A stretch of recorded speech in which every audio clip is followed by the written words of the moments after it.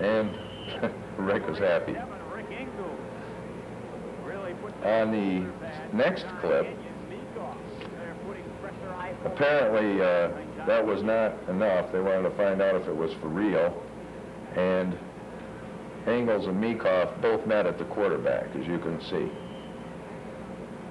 This, Fred, I might add, on our defense there, it looked like we were angling right both times. Is that, why would that be? If you watch the down linemen, the tackles and Meekoff, the nose man, they were both moving to the right. And they just weren't picking it up. Right. This was undoubtedly was the day of the Meekoff. What do we have here? Oh, this is Chris Nichols. We had gone on offense now, and Nichols just took off for 15 yards. So the defense was okay. Obviously, the offense was as well. Rich, it's very obvious when we do things like this that we know some of their stuff. Yeah, we've scouted West Catholic, I think, this time for the past 3 games. We saw them against Christian, Central, and Catholic Central. Do you two scout together? We did on this one for 2 of the games. Yeah, and through the year it was about, I think, 4 times we were together. Yeah. Sometimes our crews will split. That's what I was going to ask you that too. How many guys would be on a crew? Usually 2, sometimes 3.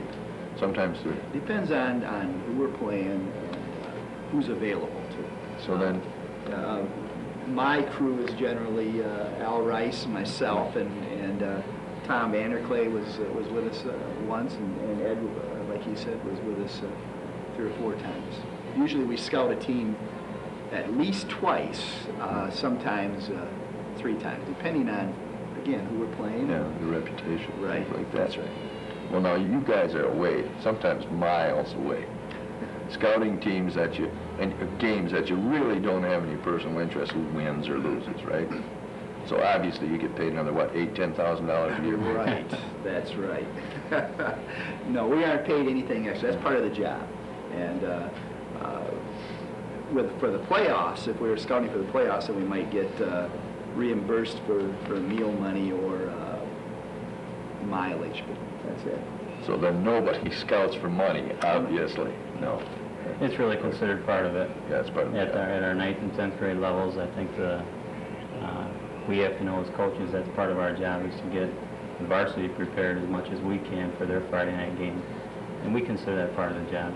And then these non-coaching fellas like Dick and Bob, and Al and so on, they just like the game. Right. They just Like the game, like to be part of the victory, too. Yeah, they are, certainly are. Sure are. No question about that.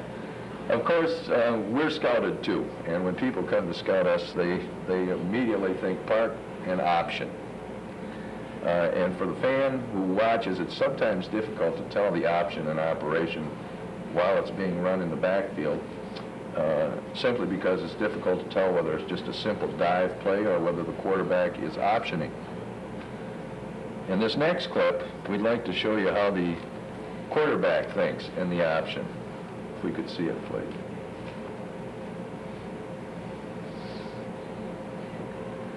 Okay, in this one we see Bardwell coming around the corner, and at exactly the precise right time he gets hit and pitches to Russo, who runs out for another 6 yards.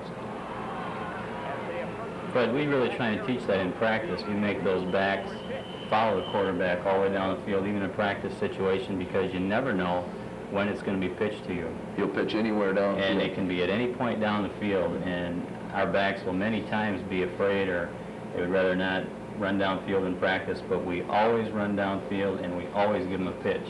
And it's just to get them to create good habits, so in a game you do follow it, and in that case Ray did pitch out late. Now admittedly that was a little bit thin, that was close. Yeah, he pitched it right in front Yes, of he did. Alan's face, which is a little shaky, and later on, hopefully we can get around to that one where Stickler pitched Right. to Russo that scored, and that was a shaky one too. Just to show you that Russo, somebody must have seen something on Russo's face or something like that. In our next clip, it was in the same series, I believe it was the very next play, Russo had just gone to the right, as you saw he was pitched to, and now he goes to the left. 3, facing Wyoming Park. And we'll see Ray drop straight back and throw a pass to Russo, who picks up another 12 yards. On that particular play, Fred, the receiver downfield was wide open for a touchdown. And Ray didn't see it. And Ray didn't see it. It happens. Ed, speaking of option, you were a quarterback. You ran the veer, right? When you start throwing that ball around with all kinds of foreign folks running around you, there's a possibility of a fumble, right? There always is. In practice, we have what we call a veer shoot, and the backs and the quarterbacks go on that every day in practice. And we do a lot of practicing with it. Admittedly, when you're going to be pitching the ball around, it's going to be on the ground sometimes. And Jack has stressed, you know, to his kids all the way through the program that once in a while there's going to be fumbles. We understand that. But the more you practice something, the better you hope to be with it. And our fumble rate is really a lot lower. And I think it's because in the 9th and 10th grade we do it a lot also. And by the time they reach the varsity, we're hopeful that the pitches are down pretty bad. Well, statistically, of course, I keep statistics. Even though we use the veer offense, our fumbles are exactly equal. Fumble recoveries are exactly equal to the other teams, who play it considerably more conservatively than we do. So apparently, you guys are running it well. Okay, let's move back into another clip here. West Catholic was moving the ball. They had taken it down to our 29, and I believe it was with the help of some major penalty. I don't remember exactly what the penalty was. And this was a critical play for the defense. It was a 4th down and 1, if we could see the clip, please. And I think this was one of the things that turned the game around. 30-yard line at Wyoming Park, about the 29. 4th down and 1 on our 29. Down territory, says West Catholic head coach Tim Colhane. They'll go for it. Power eye. A lot of people thought this first back was carrying the ball. And in fact, it was the second one. He got it. And we held. They didn't give him much of a mark. I think this was the one Catholic didn't care for. Saw that first dive back. They wanted the measurement or something like that. Okay, and, yeah, right, the officials. And the officials refused it. Yeah. Ed, you work some with receivers in the backfield. And the backfield. What's the number one receiver? You're coaching those guys out there now. Number one sin of a receiver. Receiver as well as a pitchback, we really emphasize catch the ball first before you take off. And how many times don't you see a young kid especially try and turn downfield before they've actually caught the ball? And we really try and emphasize that a lot. As receivers as well as those tailbacks on the pitch, catch it first and then turn upfield. Don't hear We the do footsteps. stress that. Exactly. Don't hear the footsteps. Okay, now we've had a few problems in the near past with receiving. I'd like you to take a look at a good one here. This one is a fun.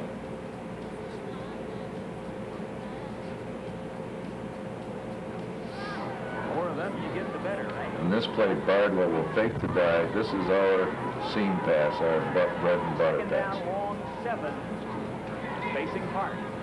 And Bardwell changing off at the line of scrimmage. Fake the dive and hit Baker.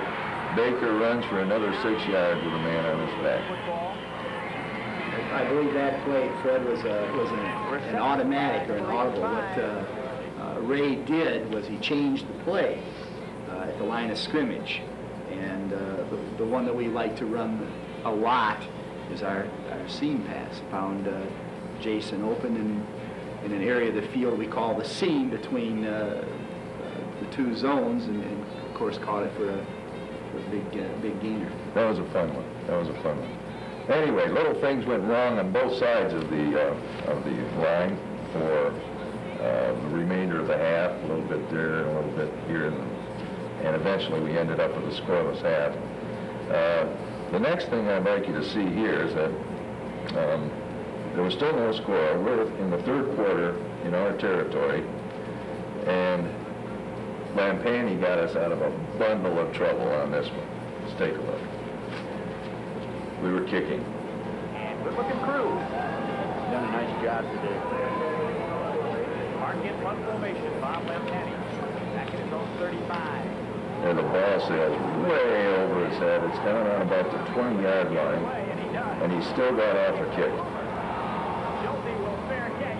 Back in I give Bob a lot of credit. He didn't lose his poise at all, and he still got a good punt off. Yes, he and did. it really saved us. Very nice job by Bob. Looks like the guys with the pats on the back are appreciating what he did as well. As far as people have noticed too that the numbers at the park are certainly not as big as somebody like East.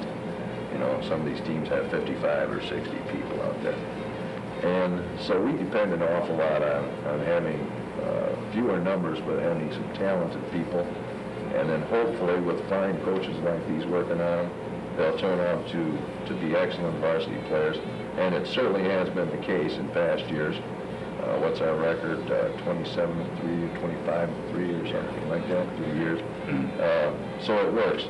In our next clip, we'd like to show you a young junior coming up whose action led to our first touchdown. This was right at the end of the third quarter. Covered up again. 3rd and 7. Kenyon dropped off to pass. Back to throw. And there's David Trosat, number 33, picking the ball off and picking his way upfield for a 15-yard return. We have a late flag. We'll wait and see. Now, Rich, speaking of numbers, let's get back to the numbers here now. What kind of numbers do you get on the JV level? Oh, in the past 3 years, I think we've been averaging about 30 ball players. 30? Yeah. Do you have any idea how that compares to other teams?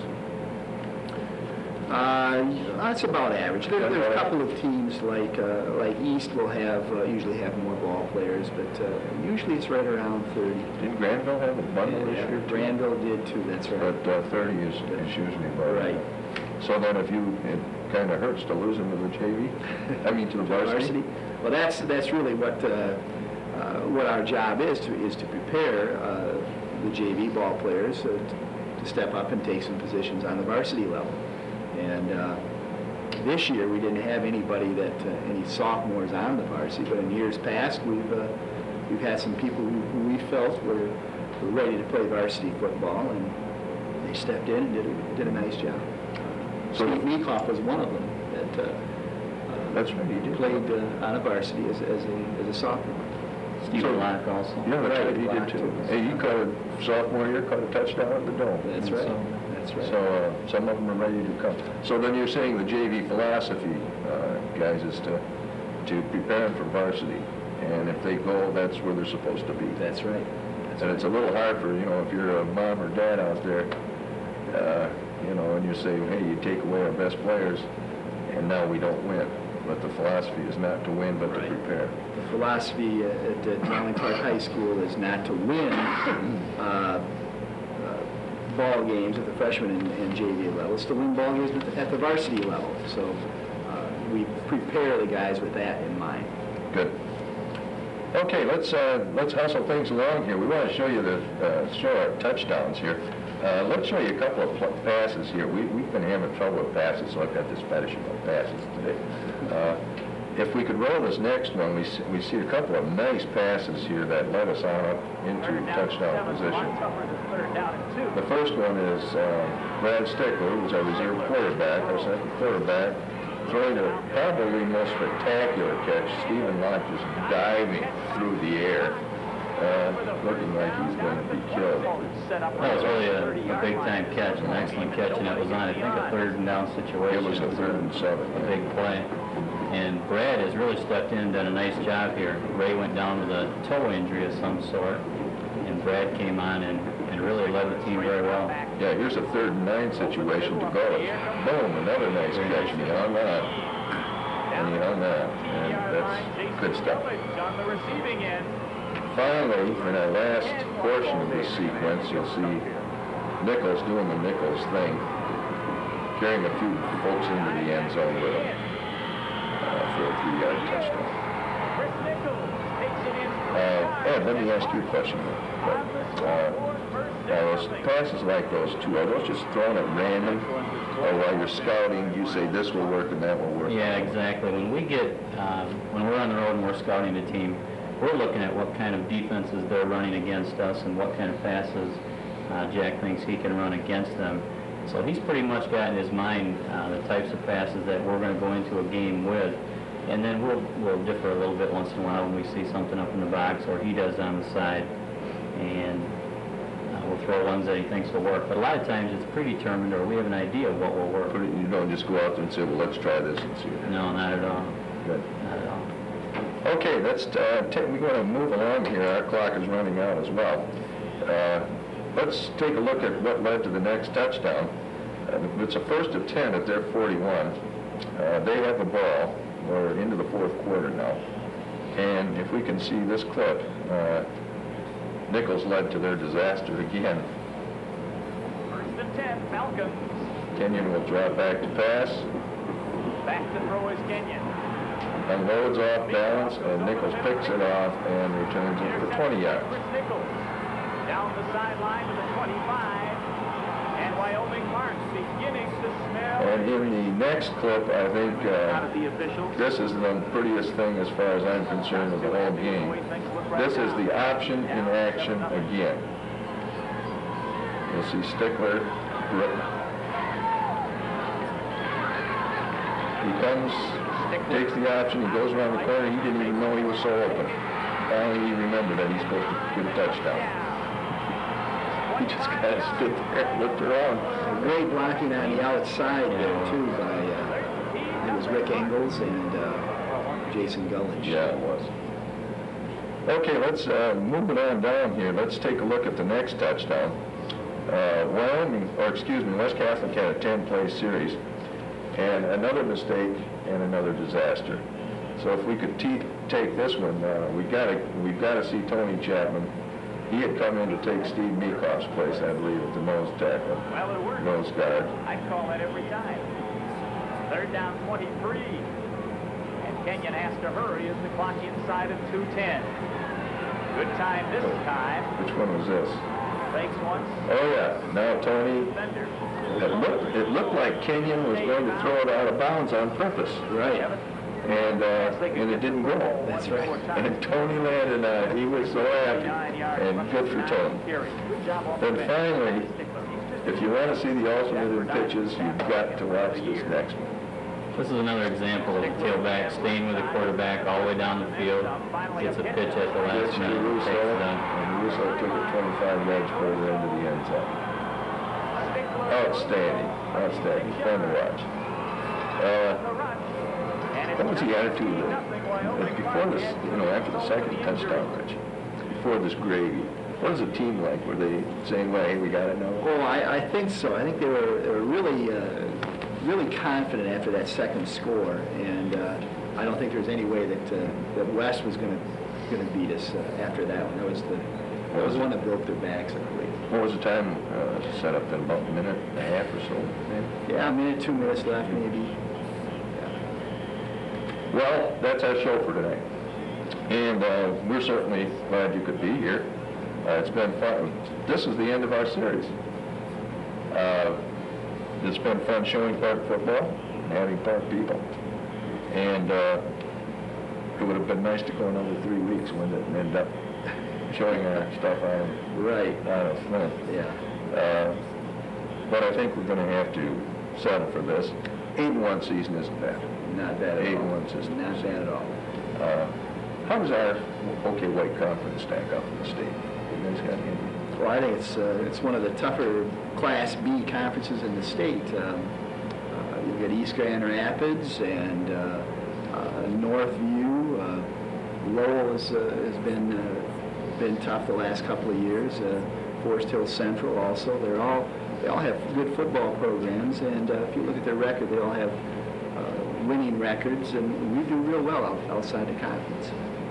Even outside the conference? Yeah. What's the feeling, either of you have a feeling about football in general in West Michigan and the B? Not just the OK White, you hear about White being tough, but how about overall B schools on the west side of the state? I think Western Michigan, in terms of Class B schools, plays really good football. We've got North Muskegon in the past few years, although they dropped to C this year. And South Christian, who was in Class C division, is now up to a B school, and they are in the playoffs. And I think West Michigan is represented extremely well in Class B football. And I think the OK White especially has been, recognized as one of the stronger ones because we've had representatives all the way to the Silverdome the last 3 years. And as soon as you get a loss in that tough division, sometimes it opens it up for other schools. That's kind of was the case this year. Yeah. So we're in good shape. Okay, again, I've got to say it's been fun. Been fun showcasing the Park people and talking about Park football and getting some ideas of what coaches go through and what they're thinking. And hopefully some of you out there who've been watching will take a look at our program and say we want to send them there, because we'd surely love to have them. Thanks to Ed, Rich, for being here tonight, sharing your experience and expertise. And thank you again.